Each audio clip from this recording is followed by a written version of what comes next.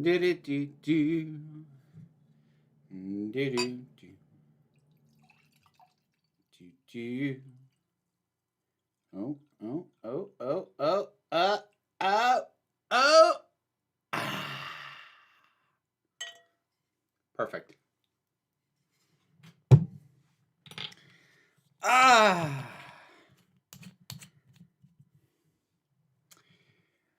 Greetings all. I hope everyone is doing well. Oh,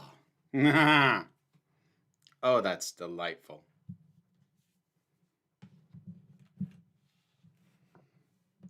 Ah.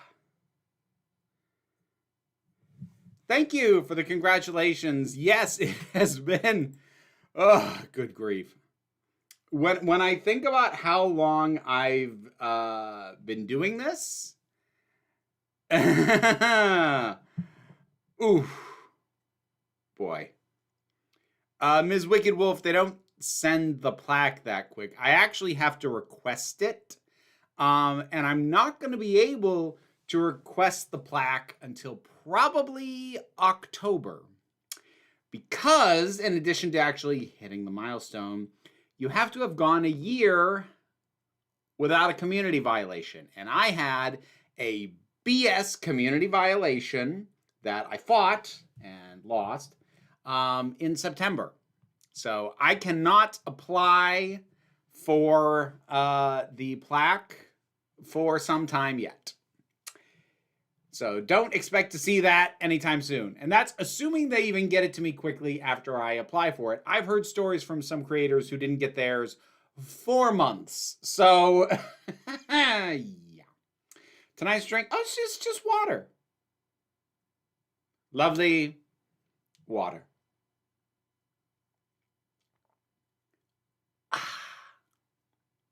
The other thing that has apparently happened is they've made the plaque smaller. I've seen like people on podcasts, like where one of them is a bigger YouTuber than the other, and one of them got the plaque like earlier, and then another one got it more recently, and they're like comparing plaques, and the older ones are like this, and the new ones are like that. So like Google can't even stop from cheaping out in the celebrations of our supposed accomplishments. Do you ever feel jealous of Jesse? Not really. No, I'm not gonna say that there are no creators that I feel somewhat jealous towards. It does happen. I don't feel that towards Jesse for the very specific reason that I can't do what Jesse does, and I'm not trying to. So like I don't really think of my output and her output as being in competition, so it wouldn't occur to me to be jealous.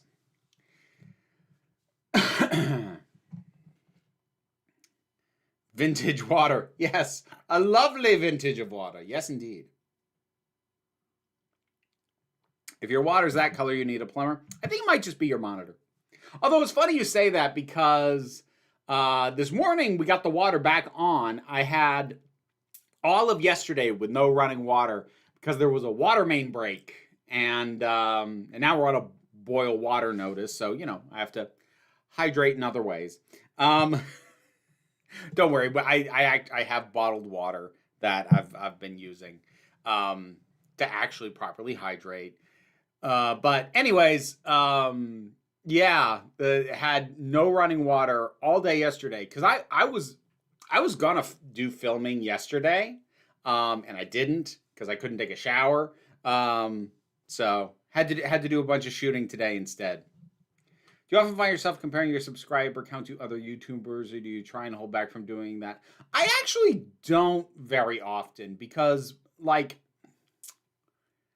again, there aren't that many people, or at least not that many people who I actually watch, who I feel like I would compare what I do to what they do. And even beyond that, you'd be shocked how often subscriber count doesn't really map onto viewer counts anyways. Like, regardless of what the channel is and does, you will find channels with huge subscriber counts with low view numbers, with low subscriber counts with huge view numbers. It is all over the place. So like trying to compare a single metric is kind of unhelpful. Like, and even beyond that, if you want to dive deeper, since most of us run Patreons, I know for a fact I have a better supported Patreon than a lot of YouTubers my size. Any bigger even in some cases. So, like, I'm not going to say I never get jealous, but I'm not in the habit of comparing specific metrics. I don't generally do that.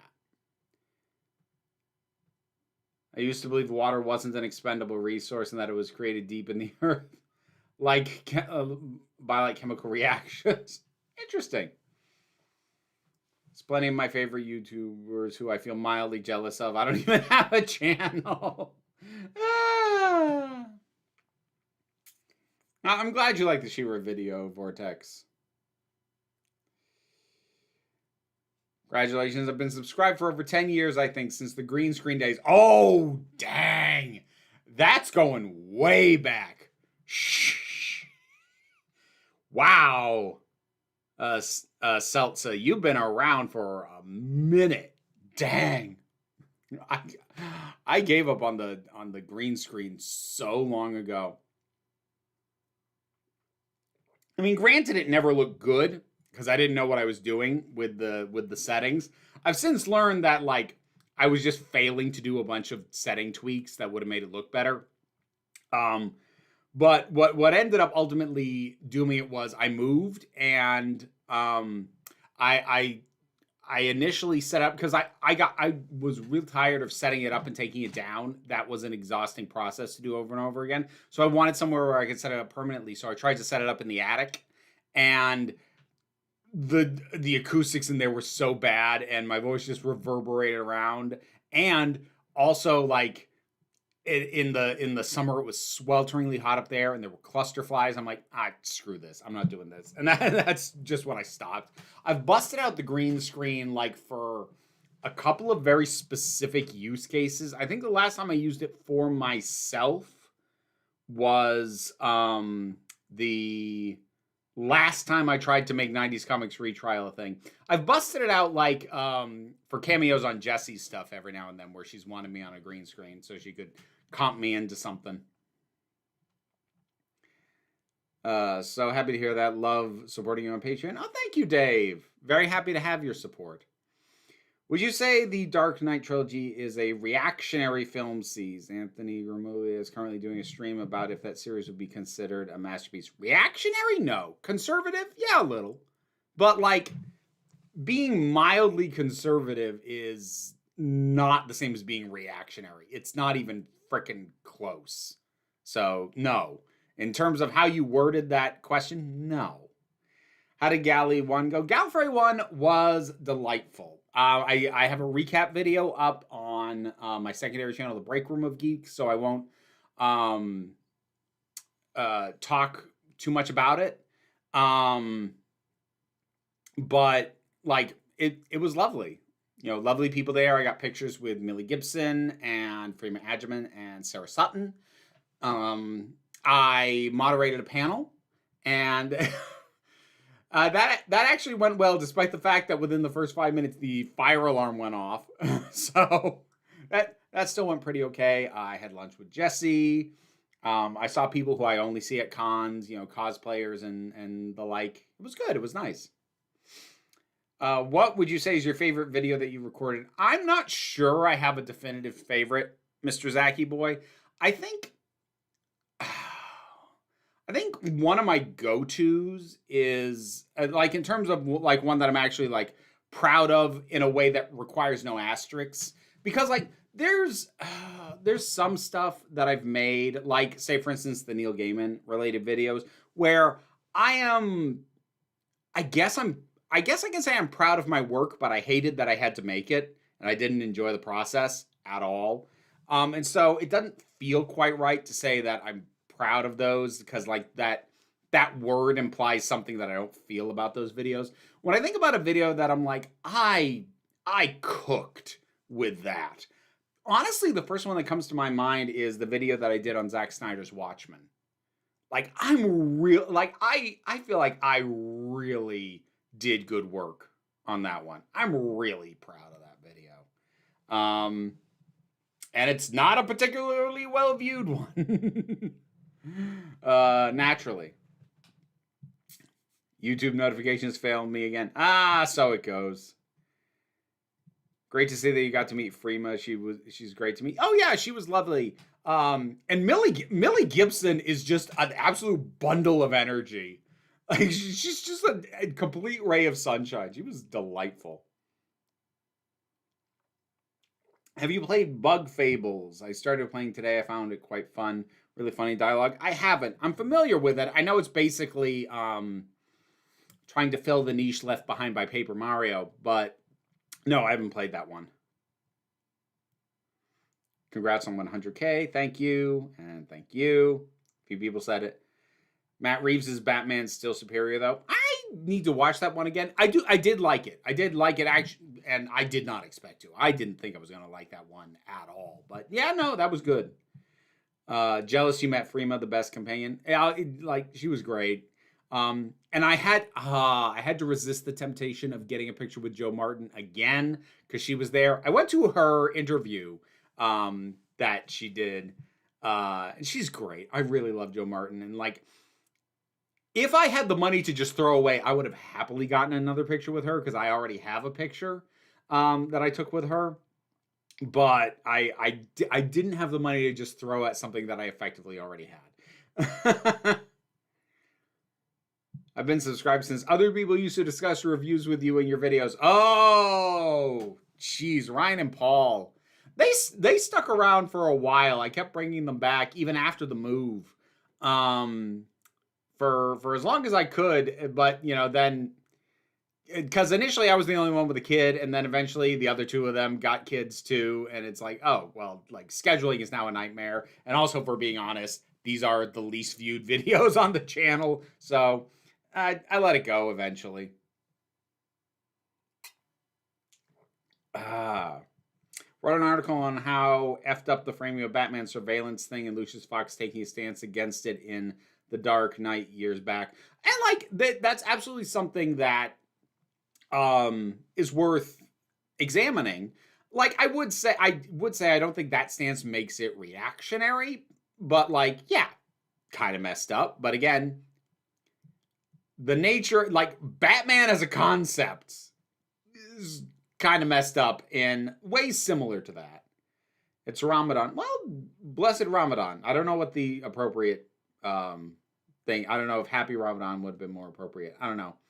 Of all your different one-off videos, I really love the Ghostbusters 2 one. I'm real proud of that one too, Vortex. And if that had done better, I would have been happy to make How to Fix into a series. But it didn't do particularly well, especially for the amount of work that I put into that. So there are multiple things that I enjoyed making, and I'm proud of what I did, but the views that they got versus the amount of work that they were, it just didn't balance. It was the case with How to Fix Ghostbusters 2. If that had been bigger, I would have kept going. I would have happily done more 90s Comics retrial in that last format that I tried, but that didn't perform especially well. The MCU body count. Oh, that was fun. Too much work. Those videos did not do very well, and I didn't even finish the 6 that I was going to do because they were just too much work. You always make good videos, but there are ones where your passion comes across full force, like your last She-Ra video. I like making videos like that. I actually have one that I shot just earlier today where I get to be passionately praiseful of something. And I like when I get to do that. It's fun. I would that I could do it more. What do you say is your favorite video that you haven't made? I really enjoy your video essays about the gender politics of the Land Before Time that you've not made. See, I can't quite fully roll with your joke of just like coming up with a crazy notion. I could tell you the ideas that I am most excited about that I've had for a while and haven't made. There's two that float to mind, both of which I expect to tank. I I am very excited to eventually someday talk about Cloud Meadow, both the game as it exists and its development history, because it's wild. And I have wanted to talk about that for a while and just haven't had the time because it's going to be a lot of work and it's probably going to tank. And I really want to do a deep dive into the video game Inmost, because that game really hit me and really lingered with me. And it's not a game a lot of people know or talk about. And I want to do like a real deep dive on it. And it's gonna tank when I eventually do it. It's going to completely crater in terms of views, but I'm gonna want to spend a lot of time on it. So, yeah. I'm meeting Millie next weekend at a convention. Nice to hear you had a great experience with her. Oh, yeah, for sure. Oh, the Baba Duchess, thank you very much for the super chat reminder. While I will try and keep up with the chat, the one thing that guarantees that I will respond to your question or comment is to do it as a super chat, which will also get you the little gay heart of appreciation. Thank you. Congratulations on 100K. Loved your take on weapons and the intention/belief of Alex. Hadn't thought of it that way, but absolutely agree. The young actress performance was heartbreakingly good. Thank you. I wasn't trying to like come up with a fresh reading on it. That just like intuitively was how I read that particular aspect of it. And I just wanted to share that because I really liked it. And again, no idea if that was the intention, but it was my takeaway and I liked it a lot and wanted to share it. That's a review that's in the secondary channel, Break Room of Geeks. It is a spoiler review for folks who haven't already seen Weapons. So just be aware of that. Catherine Tate was supposed to be at a convention close-ish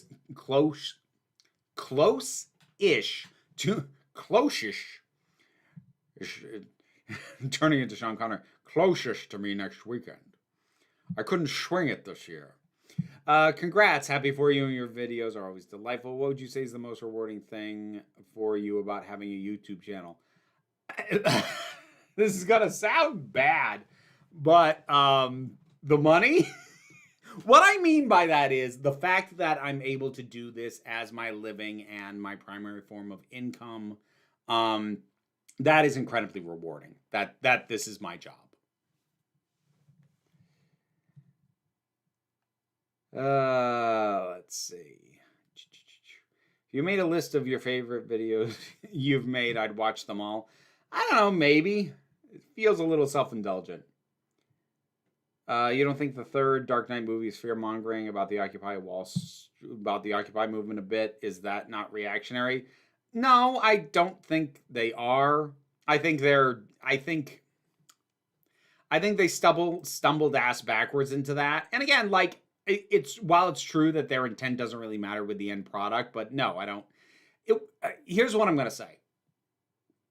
I'm still not comfortable calling it reactionary. And like, look, the third one's the weakest one of the movies, but I really don't feel like dissecting it right now.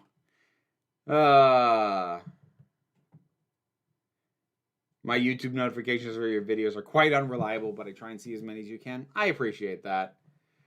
I'd love to see more body count videos. A shame. Yeah, somebody actually commented on one of them just today and was like, petition for you to make more of these. And I replied like, I'd be down for it, but somebody would have to pay me in advance to make those. And I don't mean like the cost of a commission review. I mean, I would ask a pretty high fee. I'd probably ask for the same amount of money that I ask like to review a novel to make another one of those. Another one. They are a lot of work.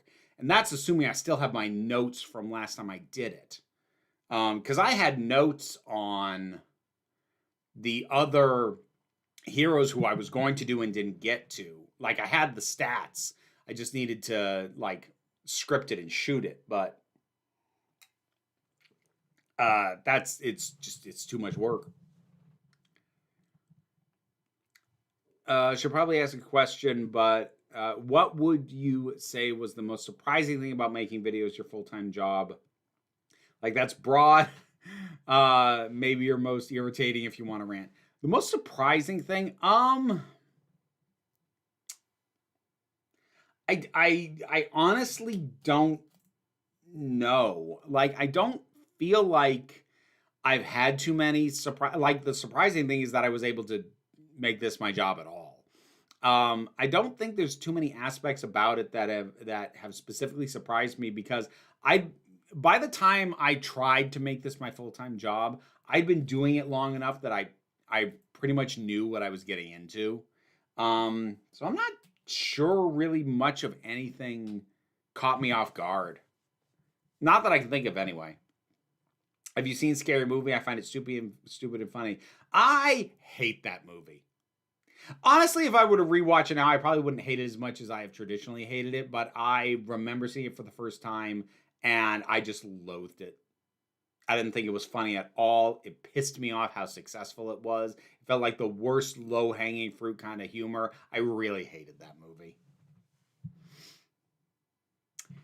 Supreme Omega! Thank you for the super chat.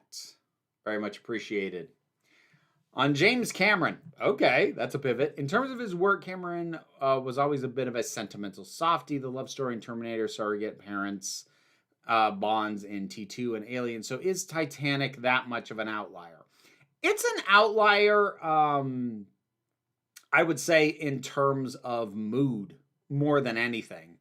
Like, love stories have a presence in his movies, but they've never been the predominant mood. Like, as opposed to, say, an action movie with a love aspect, like the movies you mentioned, Titanic is a love story with an action aspect, because I actually think the scene where they hit the iceberg is a phenomenal action scene. Like, it's really good. It's so tense, even though you know what's going to happen. It's really well done. But it's a romance story with an action component as opposed to an action story with a romance component. So he kind of flipped his standard MO with that. Have you ever thought about doing the weird Doctor Who offshoots, like those obscure 90s unit films and the 2000 movie about Zygons and such? I've not heard of either of the things you are describing. I mean, like, I've done Canine and Company. I mean, like, maybe someday. It's not like, that's kind of stuff that sits like at the back of the idea board. It's on there, but like it's buried under other stuff.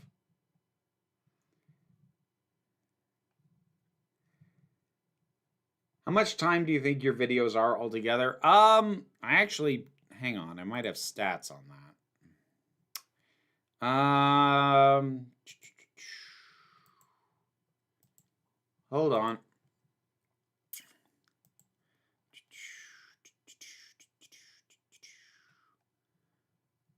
I think there's a stat in my analytics for that. I'm trying to figure that out, if it'll load.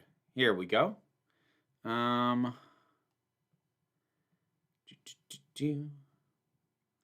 Views.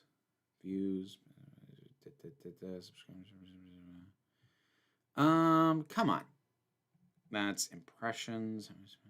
I could have sworn it was a stat on here for total watch time on the stream, or like on the lifetime of my things. I guess not. I can tell you how many videos I've published, and I can tell you how many total views. I don't. Apparently, they don't have the stat for total watch time anymore. I could have sworn it existed. Views, average view duration. Nope. Nope, I don't have a stat for that. Sorry, thought I did.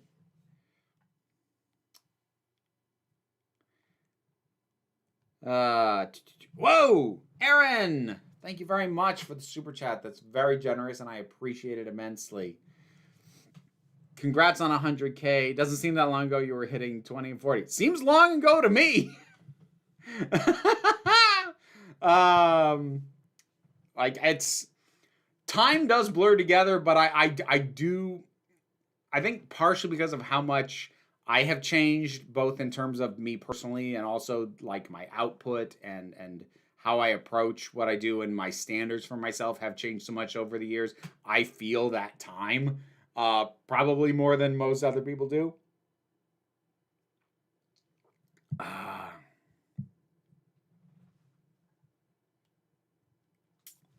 Elizabeth, no comment, but thank you for the super chat all the same. I appreciate it very, very much. I think those weird Doctor Who movies are called the licensed films, as they were licensed by the right holders of the Zygons, for instance, and had to change the BBC's makeup and had no doctor. Oh. Okay. Huh. Still not aware of any of that. Do you think the Battlestar Galactica episode, A Day in the Life, should have given Adama more crap for the fact he apparently let an abusive alcoholic have primary custody of his kids? I am not up for tackling that. 255, I'm not up for tackling that at all. Pass. Have you watched any Smallville? I never have. No, I've never seen a single episode of that show. Huh. It's funny. There's a lot of shows that like have that kind of footprint that I've at least seen 1 or 2 episodes of. I've not seen a single episode of Smallville.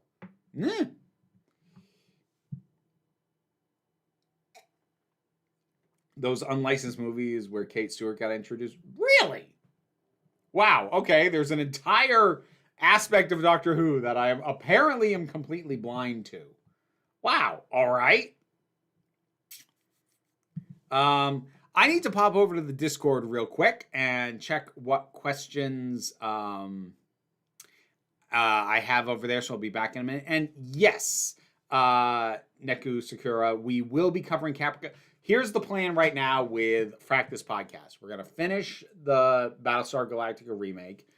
We're going to watch the original Battlestar Galactica. We're going to watch Caprica.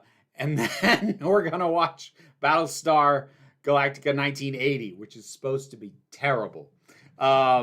So, yeah.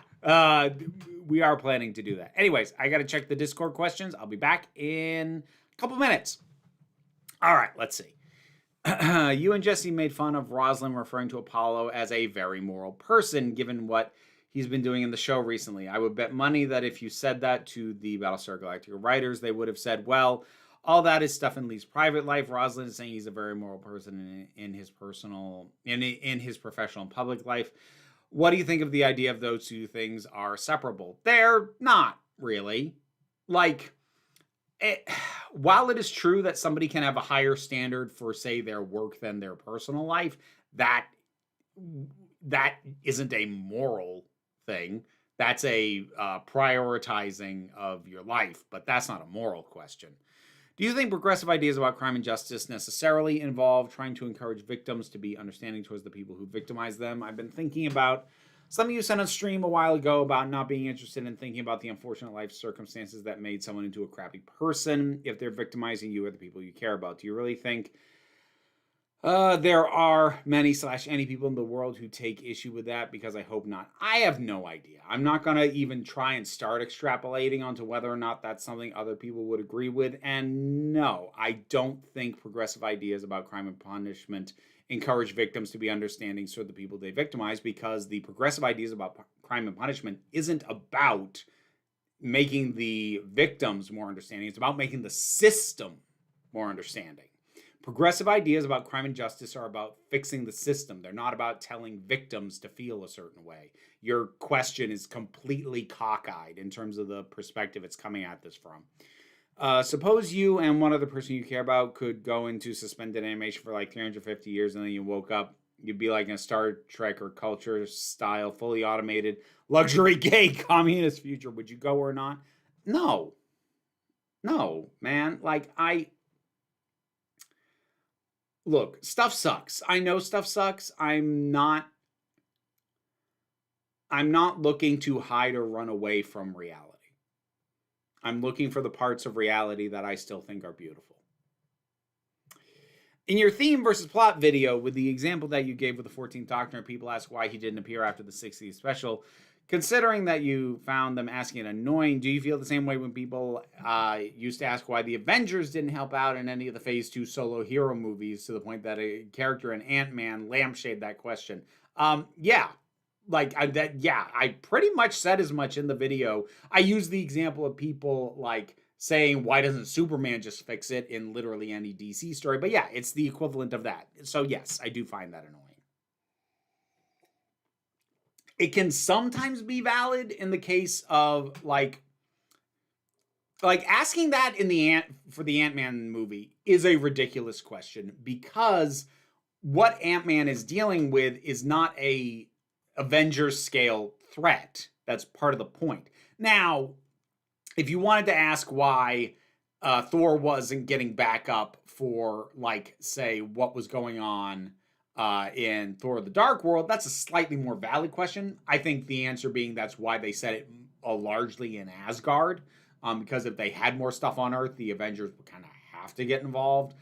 Like, there's some degree to which it has some validity, but yeah, by and large, that question kind of annoys me. As long as you've kept it an appropriate scale. Like, that is something that I will grant. You can blow the scale to such a degree that the question, like, does kind of beg itself. Like, granted, the DCEU wasn't fully formed by that point, but, like, the idea that the Suicide Squad was trying to take down the Enchantress when none of them had powers, they were just a bunch of thieves with gimmicks, by and large, that was kind of absurd. Just turn Netflix subscription back on to binge She-Ra Princesses of Power before it leaves. Good call. What order should I prioritize watching these things? Carol at the End of the World, The Residents, Fallout Season 2, Stranger Things Final Season, Squid Game Season 2. Well, Fallout Season 2 is on Prime, at least in the US. I mean, maybe you're in another territory, so maybe it's on Netflix where you are. I haven't gotten to the rest of Fallout Season 2 yet. I've still only seen the first episode, so I can't vouch for that one. In terms of prioritizing the rest of those, Carol at the End of the World, fantastic show. Way more people should see that. That's another thing I would happily do a deep dive video on, except I know it would tank. Then The Residents, then Squid Game 2, then Stranger Things Final Season, and I'm not going to give a judgment on Fallout Season 2 because I haven't seen the whole thing, or anything past the first episode. Can you think of a perfect movie trilogy? For me, I would say the Star Wars, the original Star Wars trilogy, Lord of the Rings, Guardians of the Galaxy, and Knives Out. See, I don't think I'd consider Knives Out a trilogy. Like, technically it is, but like I tend to think of trilogies as being more linked and less episodic than Knives Out. They're all good movies, don't get me wrong. I'll agree with that on a quality scale. I don't agree on Guardians of the Galaxy, but it's because I don't super like the third one. And I know I'm an outlier on that. Lord of the Rings, I would agree with. Original Star Wars, I would agree with. Trying to think if there's anything else that I would add to that conversation. Hang on. I need to like jolt my brain because I'm drawing a blank here. So hang on. Let me see if like a list of best movie trilogies will jolt my my thinking at all. Godfather. The third Godfather is not as bad as people say, but it is a notable step down from the first two.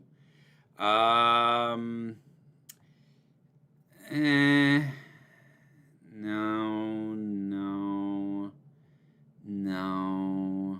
Sorry, I'm scrolling through these. Haven't seen those. Ooh, maybe? This might go against what I just said. But Park Chan-wook's Vengeance trilogy might be one to consider. Granted, they are not a narrative trilogy; they are a thematic trilogy. But I think I might still count that. Nope. Oh, Original Evil Dead trilogy. Let's throw that one. Oh, Cornetto trilogy. That's another really good one. All right, so there's the two additional ones I'll throw into the good ones already mentioned. Why do you think some movies which go in a different direction with an established IP, like Star Wars prequels and Amazing Spider-Man movies, for instance, are almost universally disliked when they are first released, but then end up gaining a cult following over time? That's very simple, because when they are first released, the loudest voices are the people who are fans of the thing they are deviations from. Whereas if you wait long enough, you'll get enough distance from it, and or people who were younger and kind of grew up on these other ones will get older and find the language that they need to defend those. That was basically what happened with the Star Wars prequels. The kids who grew up on those prequels, your Gen Z kids, get older and, learn enough about, cinematic language and theming and everything else, and learn how to defend it against the attacks that millennials and older Star Wars fans had for it. So, it's actually a pretty logical progression. A lot of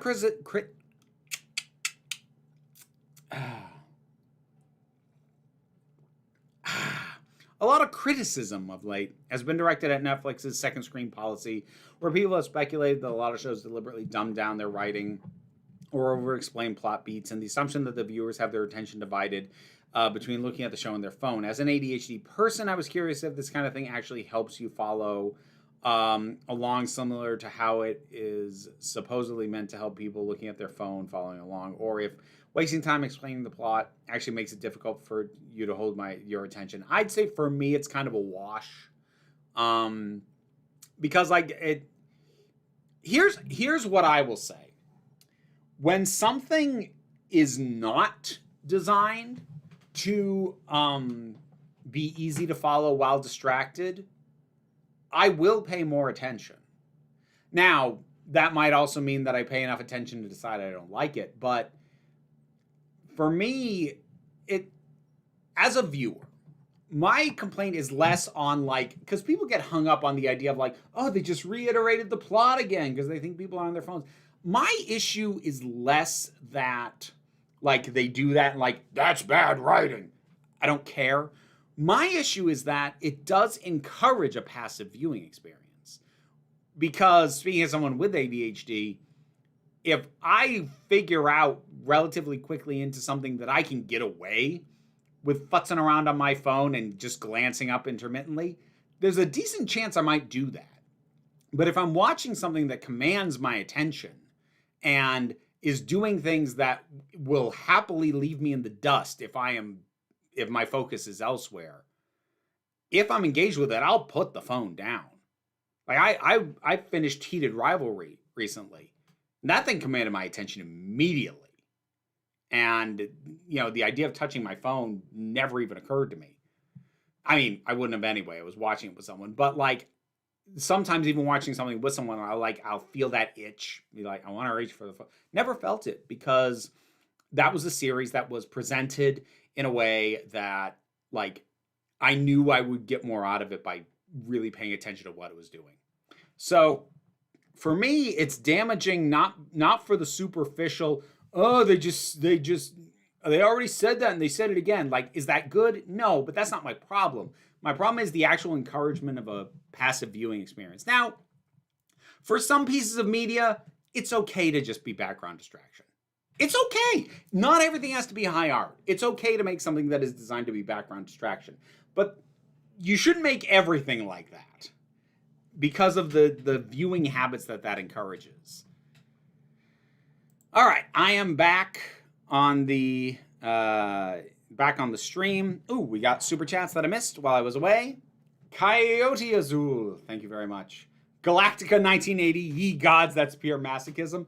Well, hopefully it'll be fun. I mean, I tend to drink during the podcast records anyway. Not to get drunk, but I'll have a glass of wine or a glass of hard cider. That show might be the thing where I get Jesse to start drinking with me. We'll see. I've heard bad things. I've not heard anything specific. I've just heard it's bad, which makes me really intrigued. I am going to be fascinated to find out how and why. Site 42. Oh, dang. Thank you, Dr. Sherman. Thank you very much. Super appreciate that. Congrats on the silver play button. Hope the vibes are well for you and your community. Have an anomalous beverage on me. Just had someone bring up one of your videos in my chat the other day. Oh, sweet. Thank you very much. Appreciate you.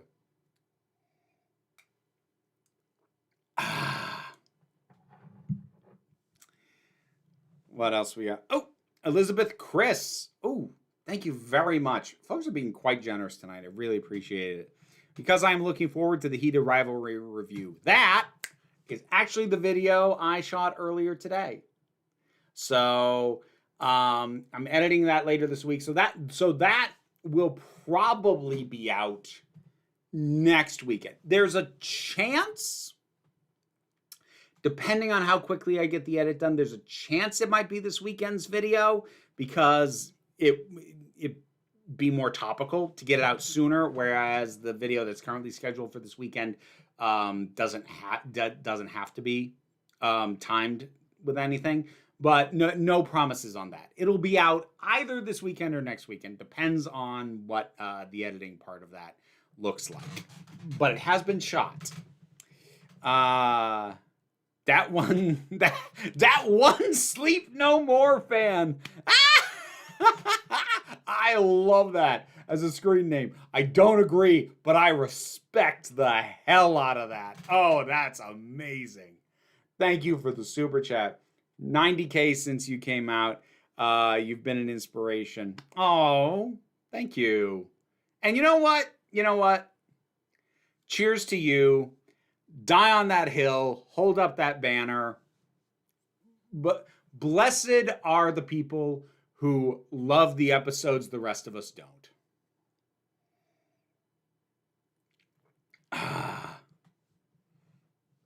Joel, thank you for the super chat.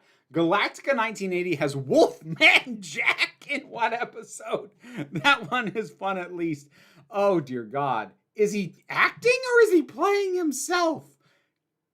Because for some, like, early 80s, I could see that going either way. I really could. I still remember your coming out video. Oh, that was the 10K video. Dang, that one's going back. I don't agree with you either, but thanks for the compliment. Made my day. I'm glad.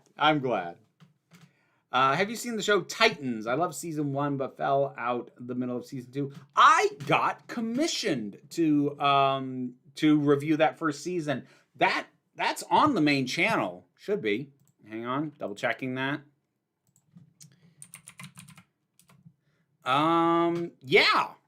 Yeah, back March 2019, I reviewed that.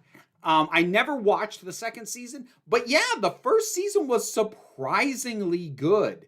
And part of what was funny about that is I was commissioned to watch it, and the person who commissioned me explicitly wanted me to tear it apart, and then I watched it and went, this is good, actually.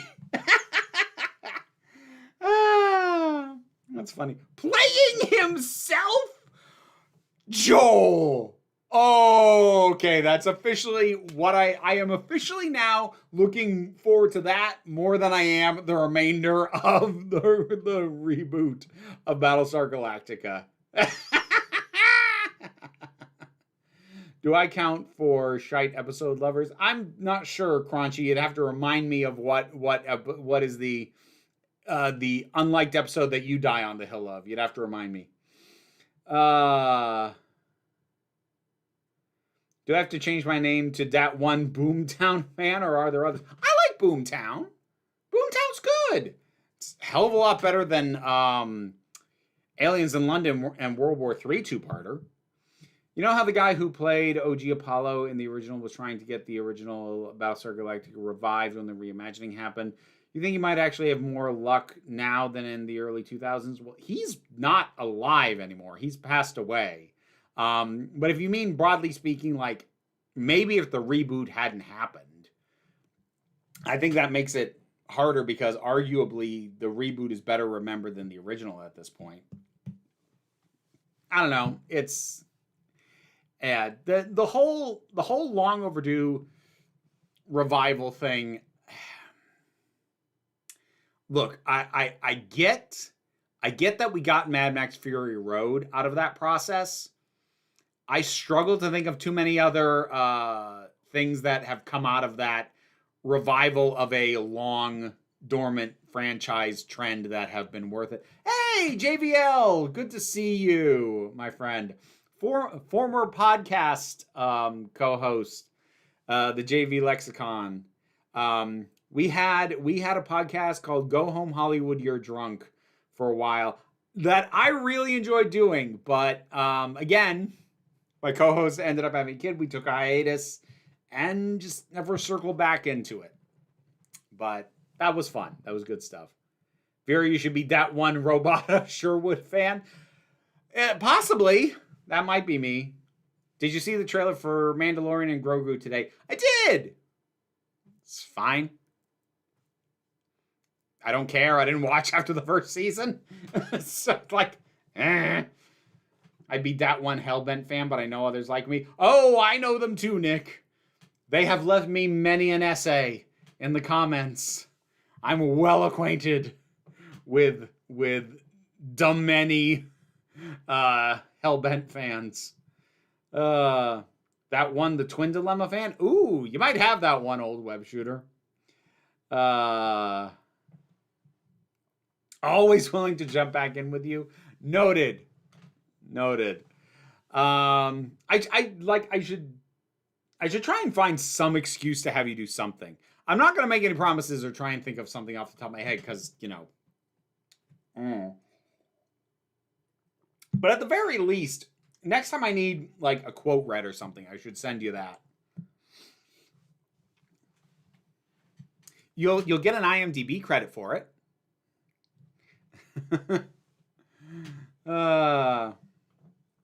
What are your thoughts on the Cavill Highlander set photos?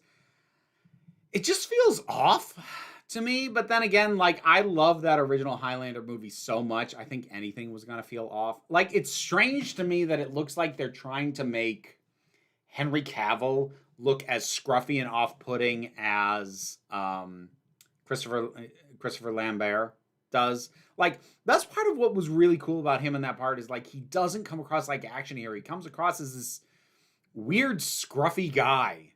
Like, he doesn't feel like it's, boy, there was something. Oh, I know what it was. It was the review went up today. When I saw Ronin recently, it was a 1998 movie, and like, it's got Jean Reno and Sean Bean and Robert De Niro and Stellan Skarsgård as these, you know, former intelligence officers, now kind of all working as mercenaries. If that movie were made today, they'd all be built like The Rock. You know, like The Rock or Chris Evans or Chris Pratt in action movies or what have you. And it'd be way less interesting. And I think I'm kind of seeing that happen in real time with Henry Cavill being John McCloud. Not John, Connor. Why did I say John? Oh, because I'm talking to John. That's why. Seeing Henry Cavill as Connor McCloud just feels wrong to me, in the same way that it would feel wrong if I saw a remake of Ronin completely cast with big buff dudes. I'm like, this is wrong. So yeah, yeah, they didn't sit right for me. Trista, thank you very much for the hearts and for the super chat. I appreciate you immensely, especially from the other side of the Atlantic soon. Oh yeah, dang, yeah, that does complicate things, doesn't it? I'd be that one Dalek of the asylums. Jeez. I'd be that one Asylum of the Dalek fans. No, you wouldn't, Robo, because I like that episode. I actually seriously don't get what people's frickin' problem with that episode is. I think that one's a riot. I love it. By the way, I agree. That's a cockeyed way to think about progressive ideas about justice. I guess I thought you were trying to imply something like that and saying you were falling short. No, I think we just got wires crossed on that. Alistair, thank you very much for the super chat. Congrats on 100K. Been watching since at least 2018, I think. If we're talking underrated Doctor Who episodes, I think A Town Called Mercy might be the most underrated episode of the entire revival. Interesting take. Don't agree, but interesting take. Scott. Oh, dang. Very generous. Thank you, Scott. I appreciate that. I remember when you were just below 5,000 subs when I subscribed, and here you are at 100,000. Congratulations. Thank you very much, Scott. I appreciate that immensely. Henry Cavill is also letting his fandom run his dream project since he won't let the 40K show take off unless it's actually lore accurate. I'm not sure what that's referring to, Drew.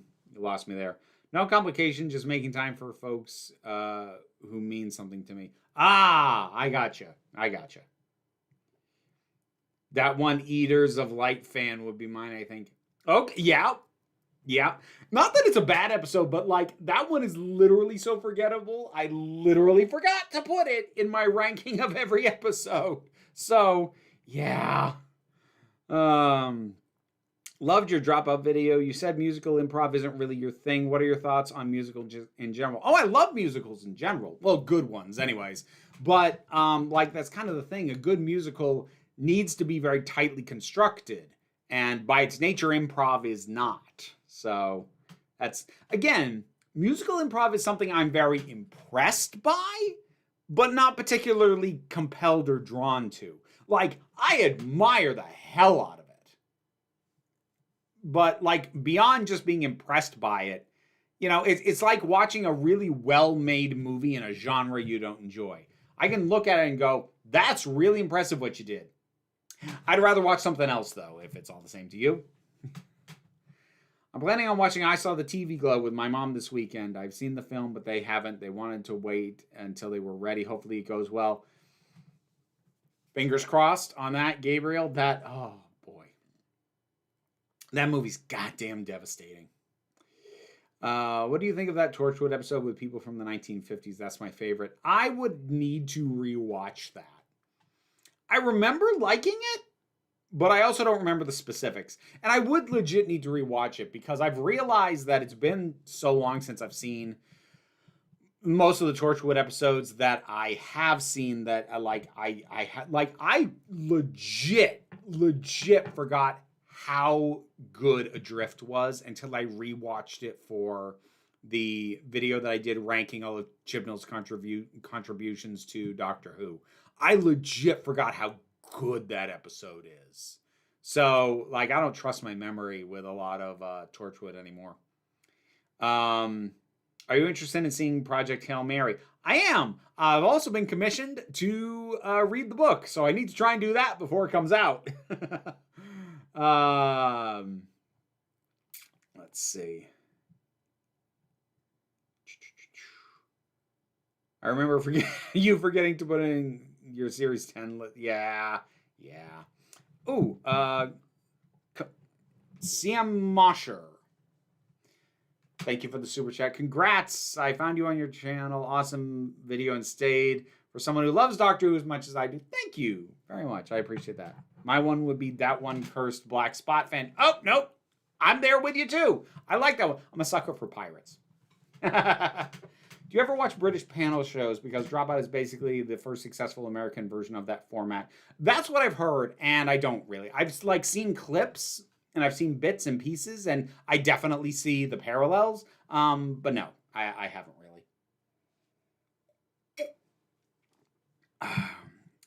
Henry Cavill is spearheading the Warhammer 40K show for Amazon, and he's demanding any writer working on it be completely faithful to the lore, hence his fandom is ruining what would be a dream show. Oh. Yeah, we'll see how that pans out. I mean, I'm assuming he must have a producer credit on it, too.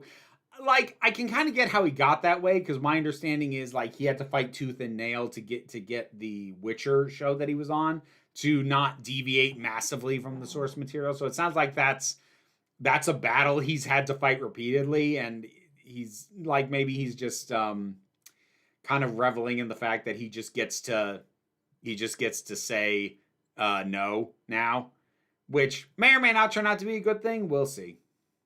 I agree with a lot of your dropout rankings except the Shakespeare episode. Nobody agrees with me on the Shakespeare episode. Went back to rewatch Secret Santa 3. That episode deserves its ranking. Thank you. Commission Book Club. Keep you honest and we read along. I have, with books, I'm trying to remember now. I have one last short story in something, and then I need to review that, and then I think I need to do Project Hail Mary next, and then I've got a culture book I need to do. What the hell else? I've got a few books on the docket right now.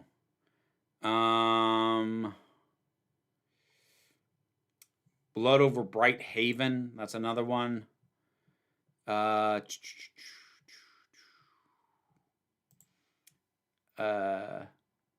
Exhalation by Ted Chiang. Not even sure what that is, but that's on the docket. Yeah, I've got a few books I need to get through. Yep. A while back, I rewatched some Torchwood, realized I hate Gwen. She's a selfish a-hole. She does Reese real dirty. Honestly, I'd probably think better of Gwen if she wasn't with Reese. Because here's my thing. It's not that I hate Gwen.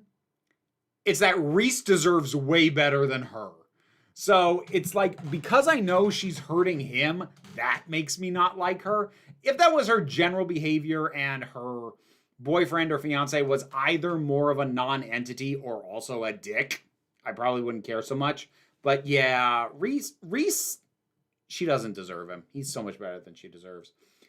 Vera, I bought Dreams of Fire. Gonna read it after finishing my current one. Will be cool to read a book by a YouTuber I love. On a semi-related note, have you seen Iron Lung? I haven't. I wanted to, but like I couldn't. I've had way too much going on the last month or so. I could not fit it into my schedule trying to see it at any of the theaters that were anywhere near me. As soon as it hits streaming anywhere, I'm going to be all over it. But no, I haven't seen it yet. I would like to, but I have not.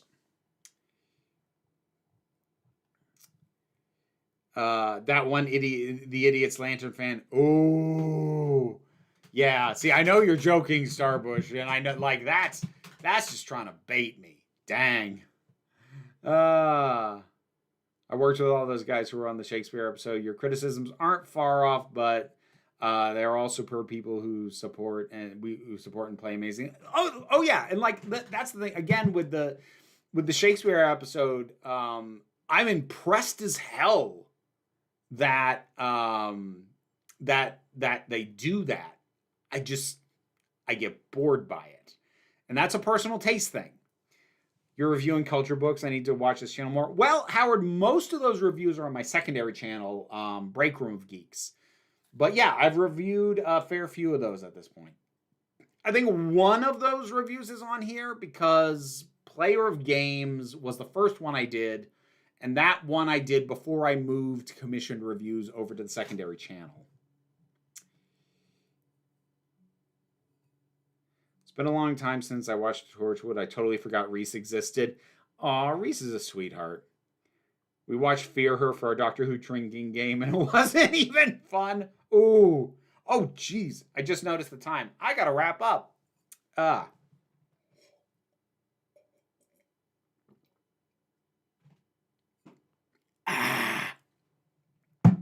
right. Let me double check, be sure I didn't miss any of the super chats. Got that. Yes. Got it. Okay. All right. Cool. So I think we are going to wrap up. In the middle of Game of Thrones rewatch right now. Winds of Winter still kicks ass. Again, I think Game of Thrones is a very good 6-season show. Ends with some unresolved plot threads, but it's a very good 6-season show. I love your rambling review series, but it's a real treat when I see raging review from you. Yeah. Yeah. I know people get entertained when I get upset. I try not to go out of my way to get upset. Like I know it's marketable for me to be upset and annoyed and ticked off at stuff. But I try not to be. But or at least I try not to be too often. Already I gotta go to bed anyway. Shakespeare episode made me realize that Doctor Who will take any supernatural element and give us a science-based explanation, which kind of dampened my enjoyment a tad. Yeah, well, fair enough. Are you going to do a video celebrating 100K? Probably not, just because I don't know, like, I did, a couple years ago, I did, like, the complete history of Council of Geeks, and like I'd just be adding a couple of more years onto what was covered in that, and I kind of feel like that was as definitive as I care to get. I don't know what else I do as a 100K celebration. Like I know some people when they hit 100K is like, okay, because I hit this milestone, I'll do this thing everyone's been asking me to do, but I don't really have anything like that. I don't have something that has been mass requested that I wasn't already planning to do. So yeah, no, probably not. This stream is probably it. But anyways, thank you everybody for joining me. I hope you all take care of yourselves. Be well out there. Be well, be safe, and be kind. And take care of yourselves. And please remember that you are beautiful, you are valid, and you are loved. You are the council. I am only running the meetings. And until next time, this council is adjourned. McCavity!